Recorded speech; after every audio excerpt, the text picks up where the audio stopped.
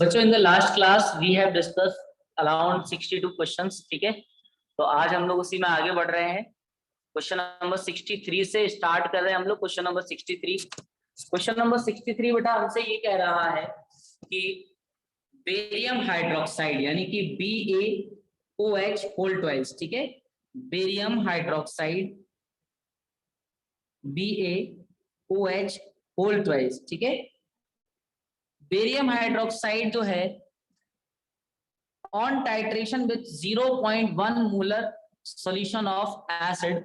ठीक है, ये हमारे पास बेटा एसिड याद रखना कि दिस एसिड इज HCl। ठीक है, हाइड्रोक्लोरिक एसिड, यहाँ पर ये टर्म इनकम्प्लीट लिखा है। ठीक है, तो ये हाइड्रोक्लोरिक एसिड है। तो हाइड्रोक्लोरिक एसिड से इसको टाइट्रेट किया गया। ठीक है, जिसने प्रोडक्ट में बेटा हमारे पास एक सॉल्ट यानी कि BaCl2 और साथ में वाटर बनाया होगा। बैलेंस करने के लिए मैं यहाँ पर 2 लगा सकता हूँ, यहाँ पर 2 लगा सकता हूँ। ठीक है, तो 25 ml ऑफ सॉल्यूशन, इसका 25 ml लिया गया। ठीक है, तो कह रहा है कि barium hydroxide 0.1 molar solution, 0 on titration with 0.1 molar solution gave a 30 ml molarity of barium hydroxide solution, gave a titre value of 35 ml। मतलब ये टाइटर वैल्यू जो है वो 35 ml अपने को दे रखा है। तो हमसे ये पता करना है कि मोलैरिटी ऑफ, इसकी मोलैरिटी M1 कितना रहेगा। ये तो V1 दिया हुआ है और V2 हमको जो दे रहा है वो 35 ml दे रखा है। ठीक है, ये बट यहाँ हम लोग बेटा क्या लगाएंगे, M1 V1 upon N1 equal to M2 V2 upon N2। ये कॉन्सेप्ट लगाएंगे बेटा, ये लिख लेना चाहे तो आप अपनी नोटबुक में कि M1 V1 upon N1 equal to M2 V2 upon N2। M1 का जो वैल्यू है वो अपने को पता करना है। वॉल्यूम 1 हमें 25 दिया हुआ है।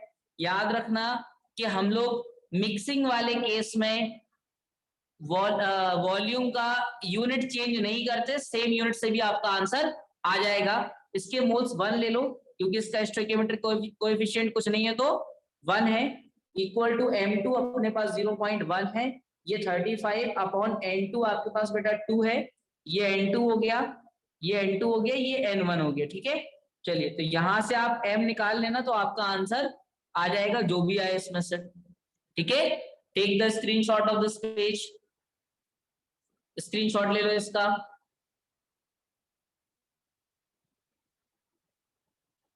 नेक्स्ट देखिए, नेक्स्ट क्वेश्चन नंबर 64 कह रहा है if liquids A and B form an ideal solution. अगर ये फ्रॉम नहीं, ये फॉर्म है, फॉर्म एन आइडल सॉल्यूशन, तो एंथैल्पी ऑफ मिक्सिंग क्या हो जाएगी बेटा, एंथैल्पी ऑफ मिक्सिंग।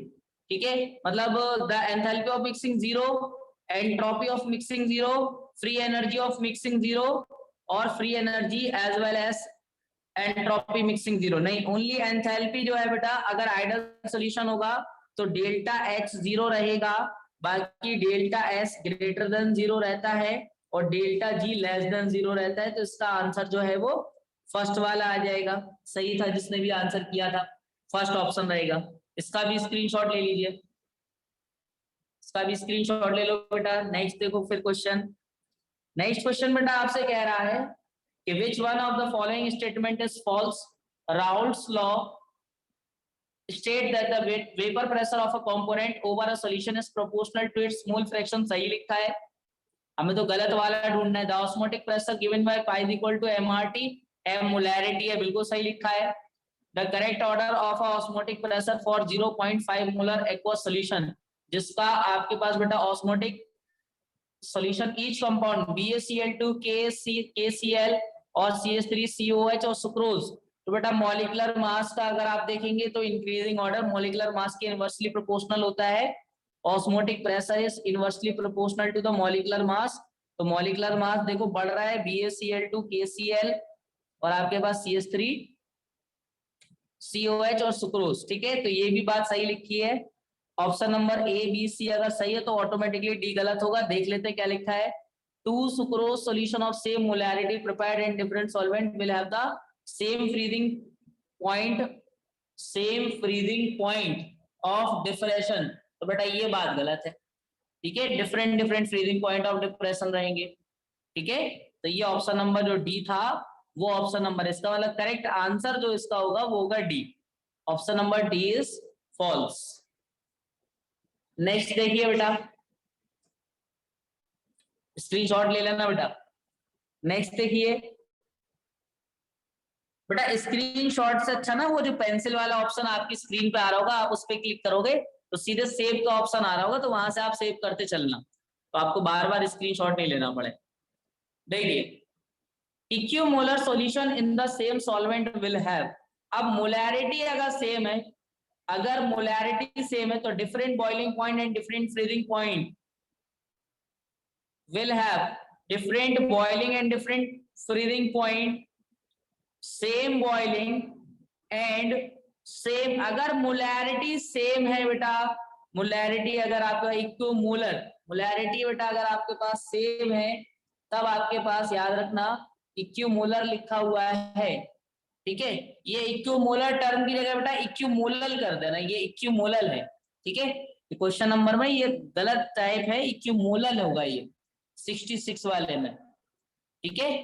तो यहाँ इसका आंसर हो जाएगा बी। मोलैरिटी के मतलब दोनों लोग डायरेक्टली प्रोपोर्शनल ही होता है, मतलब अगर मैं आपसे डेल्टा टीएफ की बात कर लूं, delta TF is also equal to KF into molarity, and delta TB जो है बेटा ये भी बेटा आपके पास केबी इनटू मोलैरिटी ही होगा।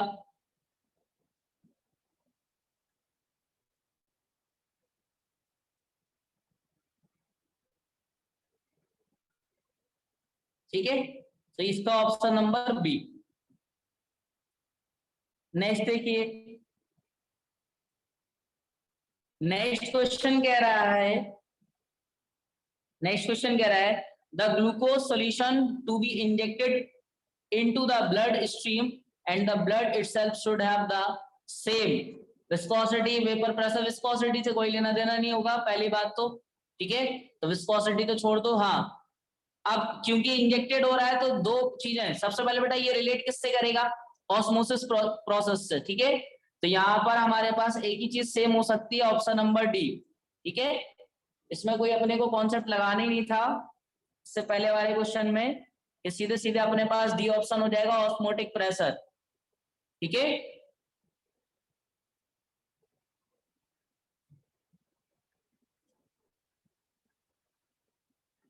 नेक्स्ट देखो,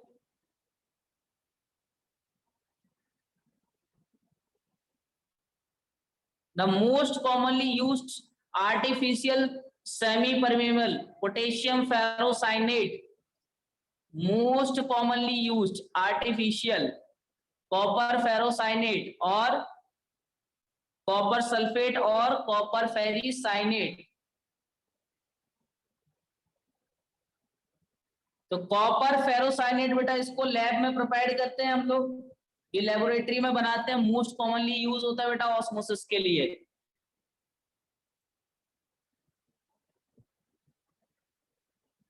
इसको हम लोग पोर्सिलिन के पॉट के अंदर रखते हैं, कॉपर फेरोसाइनाइड को, कॉपर फेरोसाइनाइड लिख लेना बेटा, ये भी एक इंपॉर्टेंट नोट मिल गया आपको, most commonly used semi permeable membrane.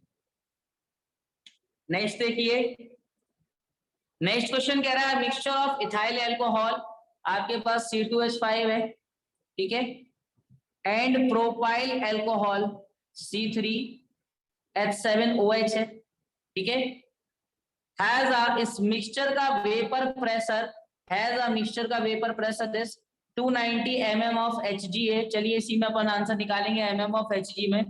The vapour pressure of propyl alcohol, इसका वेपर प्रेशर अपने को 200 दे रखा है, इस पूरे सॉल्यूशन का वेपर प्रेशर यानी कि P का वैल्यू आपके पास 290 है, 290, आपके पास P नॉट A जो है वो आपके पास 200 है।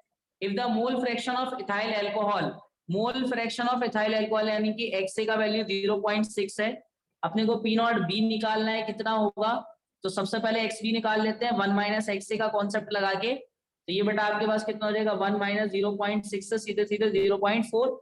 अब मैं फॉर्मूला यूज करता हूँ, P equal to P not A XA plus P not B XB, ठीक है। तो यहाँ पर वैल्यू पुट करना पड़ेगी, ये आपके पास 290 है, पी नॉट ए यानी ये 200 into 0.6 plus P not be अपने को नहीं पता, तो ये अपन निकालेंगे पी नॉट बी इंटू ये 0.4। इसकी पूरी कैलकुलेशन कर सकते हैं वैसे आप लोग, 290 और 6 टू द 12, ठीक है। तो ये आपके पास 120 equal to P not B into 0.4, ठीक है।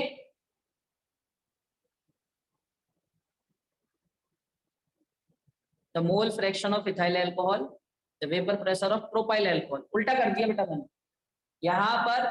ये चीज करेक्ट कर लेना, बाकी सब तो ठीक है। अपने को निकालना बेटा वेपर प्रेशर जो है वो इथाइल का निकालना था, the mole fraction of ethyl alcohol, ये अपने को निकालना था। पी नॉट बी का वैल्यू 200 था, ये करेक्शन करना पड़ेगा यहाँ। बाकी अब आप कैलकुलेशन कर लेना, मैं यहाँ पर वैल्यू पुट करके छोड़ दे रहा, तो आप आंसर निकाल लेना। ये वैल्यू बेटा आपके पास आई है 290 equal to P not A, मान लो एक्स है, एक्स ए का वैल्यू 0.6 है, प्लस पी नॉट बी यानी कि 200 इंटू 0.4, ठीक है। इसको आप सॉल्व कर लेना, जो भी आपका आंसर आएगा, ठीक है। चलिए स्क्रीनशॉट ले लीजिए इसका भी। नेक्स्ट देखिए, इसका आंसर डी आ रहा है कैलकुलेट करने, 69 वाले का। इसका आंसर बेटा बी आएगा, बी आएगा 350, कैलकुलेट कर लेना। चलिए देखिए नेक्स्ट क्वेश्चन में कह रहा है 80 degree Celsius the vapour pressure of pure liquid is 520 mm of A, मतलब पी नॉट ए का वैल्यू अपने को दे रखा है, that is 520 mm of H जी में दे रखा है प्रेशर। अभी यूनिट कन्वर्जन नहीं करेंगे।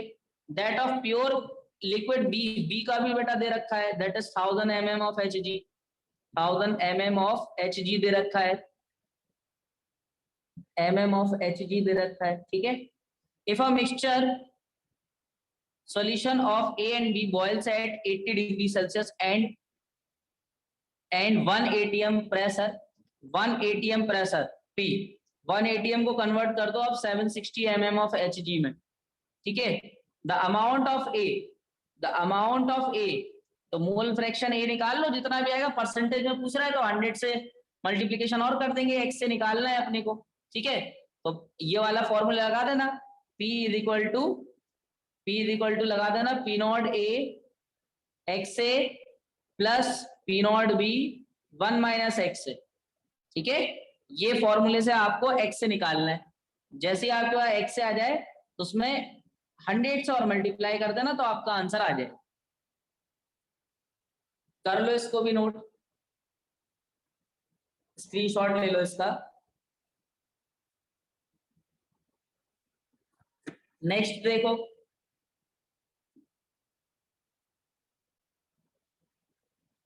the vapor pressure of water at 20 degrees Celsius 17.5 mm of Hg, if 18 gram glucose is added, ठीक है, 178.2 gram of water, the vapor pressure of the resulting solution P is equal to PA is equal to P not A XA का concept लगेगा, ये आपको निकालना पड़ेगा बेटा, P is equal to P not A X से, ठीक है। यहाँ पर तो मोल फ्रैक्शन ए का आपको निकालना पड़ेगा बेटा, ठीक है।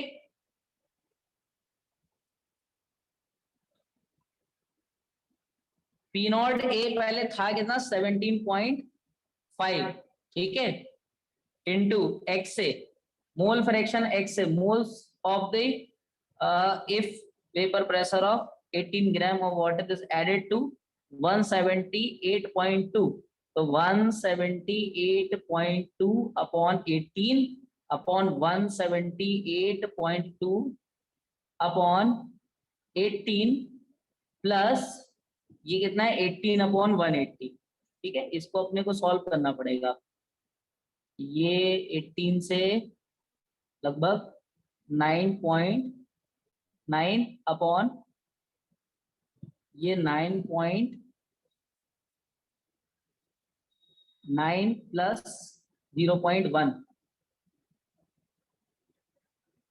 लगभग 10 के आसपास, 0.1, तो ये आपके पास 0.99 हो जाएगा बेटा।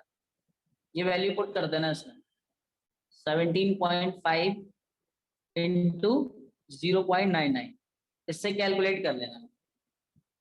इसका भी स्क्रीनशॉट ले लो। आर्यन पूछो, क्या पूछ रहे हो? सर ये जो आपने मोल फ्रैक्शन ऑफ ए निकाला है तो वो कैसे निकाला है सर? बेटा given mass upon molecular mass, water के लिए निकाल रहे हैं तो वाटर का मास कितना गिवन है? 178.2 अपॉन मॉलिक्यूलर मास वाटर का 18 अपॉन डिनोमिनेटर में टोटल मोल्स, तो ए के बी मोल्स प्लस बी के मोल्स, तो ए के मोल्स कितने? 178.2 अपॉन 18, और ये दूसरा कितना दिया था? 18 ग्राम अपॉन 180, तो इससे निकला है mole fraction. Okay sir.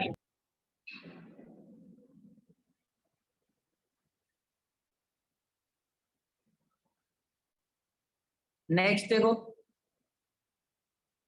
Next question में कह रहा है 5.2 molar aqua solution of methyl alcohol यानी कि CH3OH is supplied the mole fraction of methyl alcohol in the solution will be।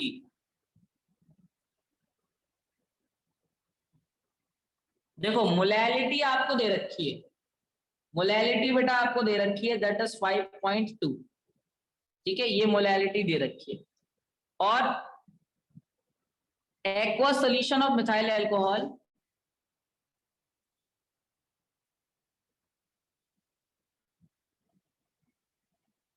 Mole fraction हमको निकालना है। देखो इसका मतलब क्या हो गया, जैसे मोलैलिटी का एक फॉर्मूला होता, मोलैलिटी का एक फॉर्मूला होता है moles of solute upon weight of solvent in KG, weight of solvent in KG, ये होता है। और अगर इसका वैल्यू 5.2 है, इसका मतलब ये हो गया कि मोल्स ऑफ सॉल्यूट तो रहे होंगे 5.2, और उसमें जो सॉल्वेंट का वेट रहा होगा, वेट ऑफ सॉल्वेंट, वो रहा होगा 1 kg। 1 kg बोले तो 1000 ग्राम, इतना रहा होगा। तो अपने पास मोल्स ऑफ सॉल्वेंट निकल आएंगे। मोल्स ऑफ सॉल्वेंट के लिए given mass upon molecular mass कर देंगे, तो ये मोल्स ऑफ सॉल्वेंट आ जाएंगे, और सॉल्यूट क्या आएगा, तो मोल फ्रैक्शन हमें सॉल्यूट का ही निकालना है, तो हम लोग कर देंगे इसमें 5.2 अपॉन 5.2 प्लस 1000 अपॉन 18, तो इससे आंसर आ जाएगा इसका। यहां आप सॉल्व कर लेना, ठीक है, इस तरह से ये क्वेश्चन हो जाएगा। खींच लो इसका भी स्क्रीनशॉट। नेक्स्ट देखो, नेक्स्ट कह रहा है camphor is often used in molecular mass determination of naphthalene by Rast method. अच्छा ये देखो एक इंफॉर्मेशन है बेटा, रास्ट मेथड हमारे पास because it is readily available, it has a very high cryoscopic constant, it is volatile and it is solvent for organic substance। याद रखना कि हमारे पास कैम्फर जो है, कैम्फर की बात हो रही है, ठीक है, कैम्फर, इसका KF का वैल्यू हाई होता है, ठीक है, तो इसके लिए हमारे पास जो है it is high, very high cryoscopic constant, ठीक है।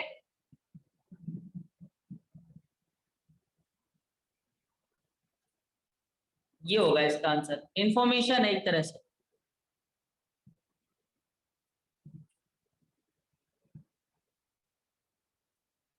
नेक्स्ट देखो,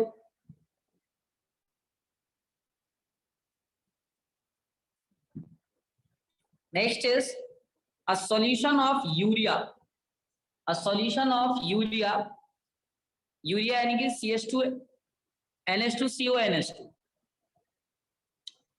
NH2CO NH2 ये होता है, ठीक है, और इसका मॉलिक्यूलर मास 56 ग्राम पर मोल, बॉइल्स एट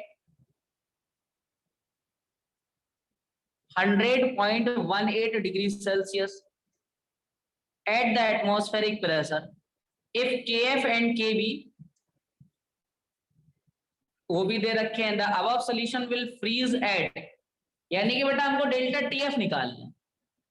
मैं अगर इसमें ये लगाऊं कि delta TF upon delta TV, ये कॉन्सेप्ट लगा दूं, तो मुझे पता है कि मोलैलिटी इंटू आपका केएफ होता है और ये आपका मोलैलिटी इंटू केबी होता है, तो मोलैलिटी तो कैंसल, तो केएफ अपॉन केबी कर दूंगा मैं, ठीक है।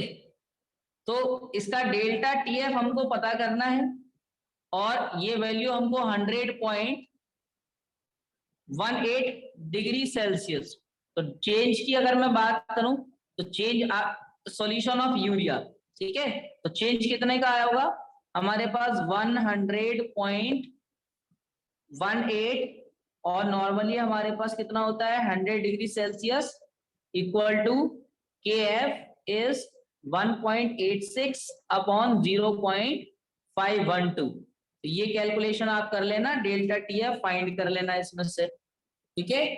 इसका भी स्क्रीनशॉट ले लो, ये डेल्टा टीबी है, इसका भी स्क्रीनशॉट ले लो।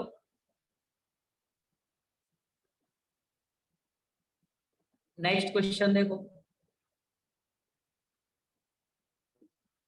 नेक्स्ट क्वेश्चन कह रहा है the vapour pressure of two liquids P and Q are 80 and 60 torr, ठीक है, टॉर में ही आंसर दे रहा है the total vapour pressure of a solution obtained by mixing 3 moles of P and 2 moles of Q। अब P is equal to सीधे सीधे ये फॉर्मूला लगाना है, P not A x A plus P not B X B. हाँ, P not A आपके पास कितना है 80, एक्स से कितना हो जाएगा 3 अपॉन 3 प्लस 2 और आपके पास P नॉट B हो जाएगा 60 और x भी हो जाएगा 2 अपॉन 3 प्लस 2। तो इसको आप सॉल्व कर लेना, यहां से आपका आंसर आ जाएगा, ठीक है। स्क्रीनशॉट ले लो, मैं पूरी कैलकुलेशन नहीं कर रहा हूं ताकि आप वो कैलकुलेशन करो, ठीक है, ताकि आपके रिवीजन हो जाए क्वेश्चंस का। देखिए next,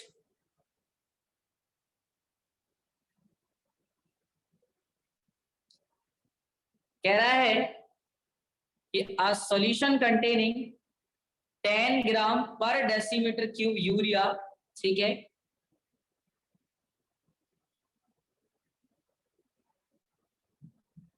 is isotonic with 5% solution of a non-volatile solute, the molecular mass of non-volatile solute, ठीक है। हमारे पास क्या दिया हुआ है यूरिया,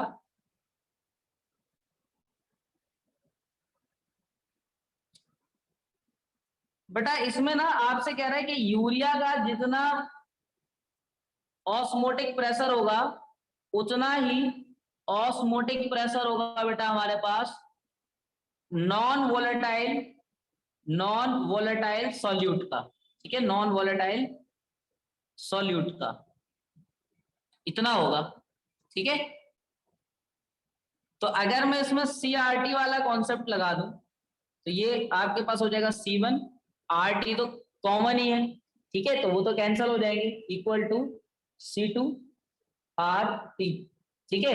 और ये 5% था इसी का, मतलब इसका 5% ही था, तो इसका मैं 5% को 5/100 लिख सकता हूं, ठीक है।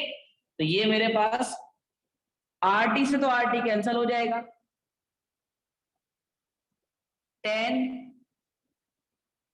अपॉन 10 ग्राम अपॉन, ये आपके पास डेसीमीटर क्यूब है तो मैं 1000 ले लूंगा इसको, तो 10 अपॉन 60, इसी इक्वल टू मैं ये लगा रहा हूँ given mass upon molecular mass into volume, ये फॉर्मूला लगा रहा हूँ, नहीं तो कुछ बच्चे सोच रहा हूँ कौन सा लग रहा है ये।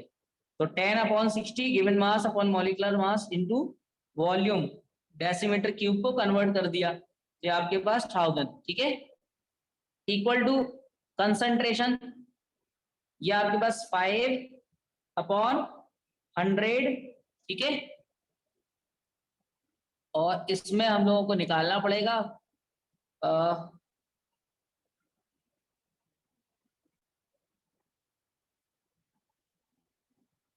C2 निकाल लेंगे हम लोग यहाँ से,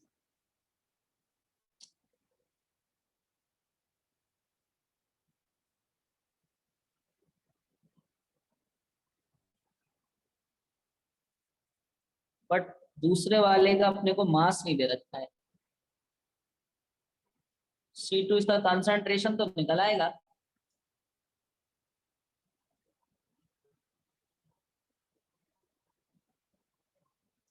इसको C2 को ही कैलकुलेट करके देख लो, ये दोनों जीरो, ये तो पूरे जीरो ही कैंसिल हो गए। C2 इक्वल टू 300, इसका आंसर 300 ही आएगा। तो ये इसमें ना मॉलिक्यूलर मास की जगह कंसंट्रेशन कर ले, कंसंट्रेशन। अब ठीक,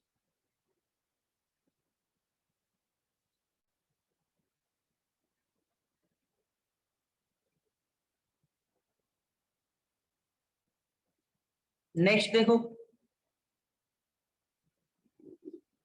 सर Next एक क्या सेकंड है? सर, पढ़िए फिर से।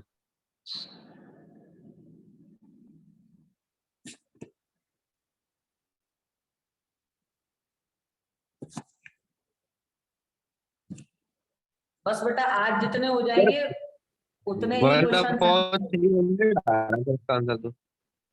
क्या क्या क्या? सर ये कह रहे हैं इसका तो 1 अपॉन 300 आ रहा है ना सर? 300? नहीं, 1 अपॉन 300।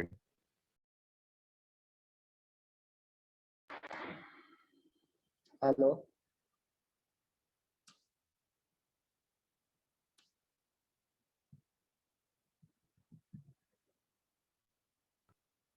हाँ 1/300 हो जाएगा। 1/300 से C2 equal to 5 into 60।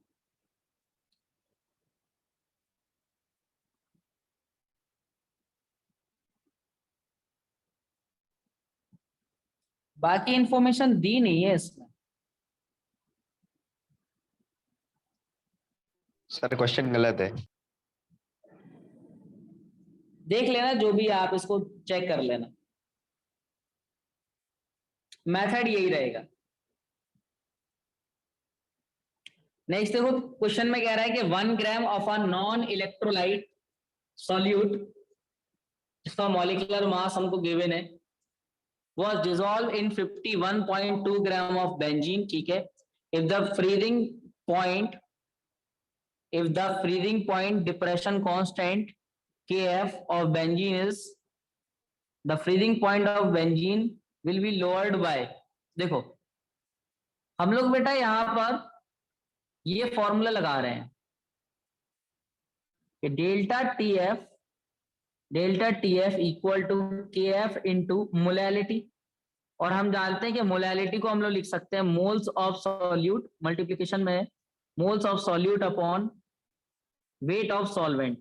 Even हम लोग मोल्स ऑफ सॉल्यूट को भी कन्वर्ट कर सकते हैं, यहां पर बेटा हम लोग मोल्स ऑफ सॉल्यूट को लिख सकते हैं mass of solute upon molecular mass of solute और इनटू में वेट ऑफ सॉल्वेंट, ठीक है। ये वेट ऑफ सॉल्वेंट जो चलेगा ये केजी में चलेगा, ठीक है। तो अगर ग्राम में होगा तो हम लोग कन्वर्ट कर लेंगे, ठीक है। तो के एफ का वैल्यू तो हमें दिया हुआ है 5.12। वेट ऑफ सॉल्यूट हमको जो है ये 1 ग्राम दे रखा है, ठीक है। अपॉन में मॉलिक्यूलर मास हमको निकालना पड़ेगा। सर 250 दिया है। 250 दे रखा है तो डायरेक्टली हम लोग रख देंगे। वेट ऑफ सॉल्वेंट आपके पास कितना दे रखा है 51.2 अपॉन कितना 1000 ग्राम में ना, तो कन्वर्ट कर देंगे तो ये दर आ जाएगा। तो आपके पास निकल आएगा बेटा डेल्टा टीएफ का वैल्यू, ये कैलकुलेट कर लेना 5.12 इंटू 1000, मतलब इजी कैलकुलेशन रहेगी इसकी, अपॉन 250 इंटू 51.2, ठीक है। पॉइंट हटाओ, एक जीरो बढ़ा लो, यहां से नीचे 2 जीरो बढ़ा लो, अब ठीक रहेगा। ये तो कैंसिल हो जाएगा 250 से, ये 4 टाइम्स कैंसिल, तो आपके पास 0 से 0 कैंसिल, 0.4 इसका आंसर, ये रहेगा इसका आंसर बी वाला, ठीक है। स्क्रीनशॉट ले लो इसका। आज की क्लास में इसके जितने क्वेश्चन लग जाएंगे that sufficient questions, 80-90 question sufficient होता है बेटा, ठीक है। तो हम लोग कल से बायोमोलिक्यूल स्टार्ट करेंगे, 2-3 दिन में बायोमोलिक्यूल कंप्लीट कर दूंगा शाम वाली क्लास में, फिर हम लोग पी ब्लॉक के ऑब्जेक्टिव लगाना स्टार्ट कर देंगे, ठीक है। और सुबह 7 बजे जो क्लास हो रही थी 7:15 पे, तो वो भी आपकी क्लास रहेगी पी ब्लॉक की कल। पहले आप इसका स्क्रीनशॉट ले लो, मैं बाकी और क्वेश्चन बता दूं इसमें। देखो नेक्स्ट क्वेश्चन है, कह रहा solution of acetone in ethanol. हाँ, एसीटोन और इथेनॉल बेटा, ये तो आपके पास सीधे सीधे एग्जांपल आ गया। तो बताओ बेटा इसमें एसीटोन और इथेनॉल क्या करते हैं, राउल्ट्स लॉ का फॉलो करते नहीं। पहली बात तो हमारे पास एसीटोन और इथेनॉल जो है ये हमारे पास डेविएशन दिखाते हैं, नॉन आइडल है, ठीक है, या तो पॉजिटिव या नेगेटिव, एक ही आंसर हो सकता है। तो इसका आंसर याद रखना है कि हमारे पास एसीटोन और इथेनॉल जो है वो हमारे पास पॉजिटिव डेविएशन दिखाते हैं, ठीक है। इसका आंसर आ जाएगा सी, कुछ बच्चों ने बोल भी दिया था सी, वेरी गुड, ठीक है। तो ये एग्जांपल मैंने कहा था कि ये कुछ एग्जांपल्स आप लर्न कर लेना, ताकि आपको बार बार सोचना ना पड़े कि कौन सा पॉजिटिव दिखाएगा कौन सा नेगेटिव। नेक्स्ट देखिए, नेक्स्ट क्वेश्चन है द फैक्टर। हाँ, अगर डेल्टा टीबी और ये आपके पास लिखा हुआ है केबी, इसमें हमारे पास डेल्टा टीबी और अपॉन केबी करना है बेटा। डेल्टा टीबी इक्वल टू होता है केबी इंटू मोलैलिटी होता है ना, इसको डिवीजन में ले आओ, तो delta TB upon KB equal to सीधे सीधे मोलैलिटी के इक्वल हो जाएगा, यानी इसका आंसर क्या हो जाएगा 8, ठीक है। तो ये इसका आंसर हो गया, मोलैलिटी के इक्वल होता है। नेक्स्ट देखो, नेक्स्ट क्वेश्चन है, कह रहा है an azeotropic solution of two liquids has boiling point lower than either of them when it has boiling point lower than either of them when it shows negative deviation, shows no deviation, shows positive deviation, और हमारे पास is saturated आना start हो गए हैं answer. The correct answer is positive deviation. याद रखना कि हमारे पास एजियोट्रोपिक सॉल्यूशन की बात कर रहा है, आपके पास पॉजिटिव डेविएशन दिखाएगा।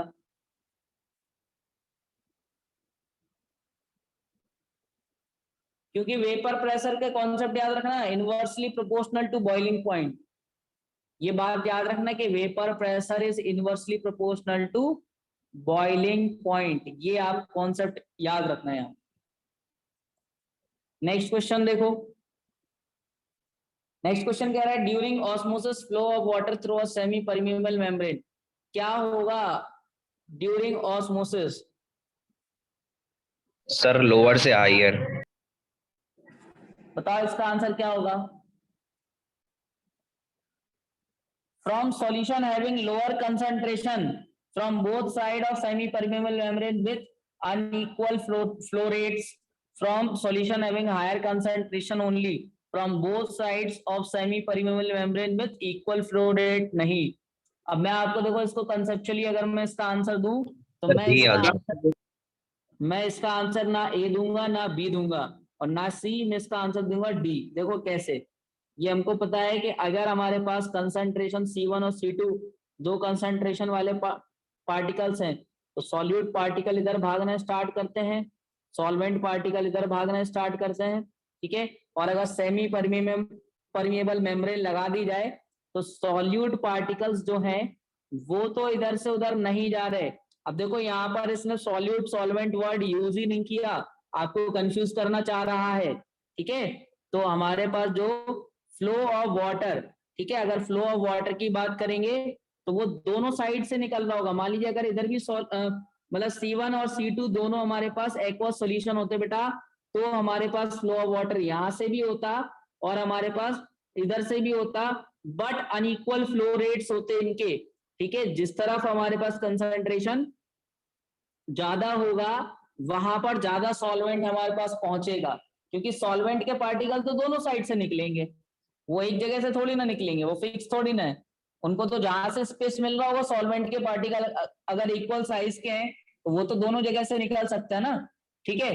तो हमारे पास बट अनइक्वल फ्लो रेट्स के साथ भागेंगे, क्योंकि जिस तरफ ज्यादा क्वांटिटी होगी वो सामने वाले को क्या है डोमिनेट करने की कोशिश करेंगे, वो अपनी क्वांटिटी ज्यादा लेकर के पहुंचेंगे। बट ऐसा नहीं होगा कि दूसरे साइड वाला अपना एक भी पार्टिकल वहां तक नहीं पहुंचा पाएगा, बहुत ही लेस क्वांटिटी में पहुंचाएगा, ठीक है। क्योंकि यहाँ पर टर्म यूज नहीं किए गए थे सॉल्यूट और सॉल्वेंट टर्म, इसलिए मैंने यहाँ पर हायर और लोअर के बारे में नहीं सोचा। ओनली मैंने ऑप्शन नंबर सी और डी में से सोचा। नेक्स्ट देख लीजिए बेटा, कह रहा है if 0.1 molar solution of glucose and 0.1 molar solution of urea are placed on two sides of semi-permeable membrane equal height, then it will be correct to say that there will be no net movement. There will be no net movement. 0.1 molar solution glucose है और urea है, concentration same कर दिए गए, concentration same कर दिए गए, osmotic pressure same हो जाएंगे, मतलब पहली ऑप्शन सही है, कोई मूवमेंट नहीं हो पाएगा भाई, कंसंट्रेशन सेम है, आइसोटोनिक सॉल्यूशन हो गए, ऑस्मोटिक प्रेशर सेम हो जाएंगे। ठीक है, पाई 1 इक्वल टू पाई 2 वाला कॉन्सेप्ट लगा देना, because of C1 equal to C2। ठीक है, अगर कंसंट्रेशन सेम होंगे तो ऑस्मोटिक प्रेशर सेम हो जाएगा, भाई पाई इक्वल टू CRT है। अब दोनों सेम कंडीशन तो देने लिखा हुआ नहीं है, बट अपन सेम कंडीशन मान के चलेंगे, क्योंकि ऐसा नहीं होगा कि एक कंटेनर का मतलब एक पार्ट जो है वो अलग प्रेशर टेम्परेचर पे होगा, दूसरा अलग पे होगा, तो सेम पे ही होगा, दैट्स व्हाई। चलिए इसके आप स्क्रीनशॉट लेते चलिए। क्वेश्चन नंबर 83 कुछ क्वेश्चंस हैं, ये आप ट्राई कीजिएगा। 83, 84, 85,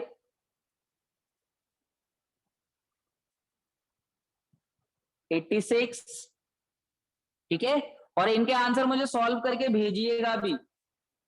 87, 88,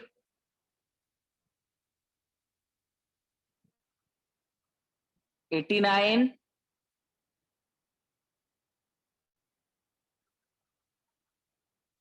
और 90। ठीक है, तो इनके आंसर जो है मुझे भेज देना, ये बस 90 क्वेश्चंस आर सफिशिएंट। ठीक है, तो इनके आंसर आप मुझे भेज दीजिएगा सब सभी के सॉल्व करके।